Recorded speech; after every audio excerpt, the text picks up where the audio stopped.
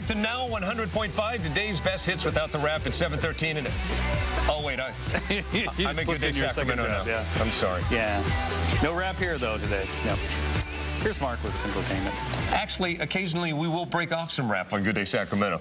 No restrictions, right? Right. Sure. Right. Got some entertainment for you. Okay. Jersey Shore star says she's ready to be a mom. Is this a good thing? Is this a bad thing?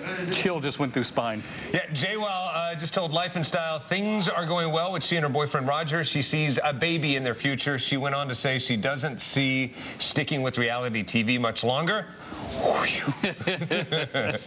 says the next few years she wants to settle down and have some kids. And good luck with that.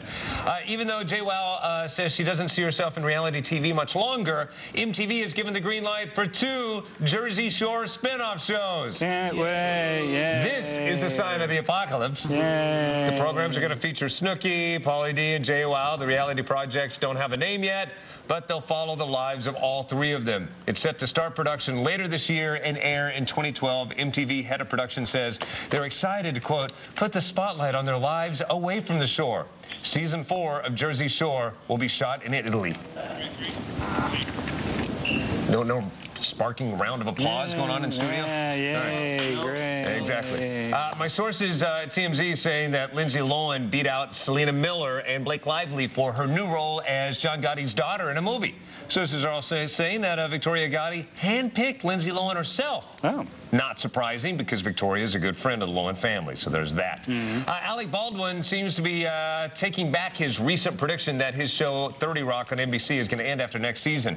In a short blog on the Huffington Post, he writes, although his days on network TV may be numbered, he hopes 30 Rock goes on forever. Baldwin previously said he plans to leave the show in 2012. NBC has not commented on that.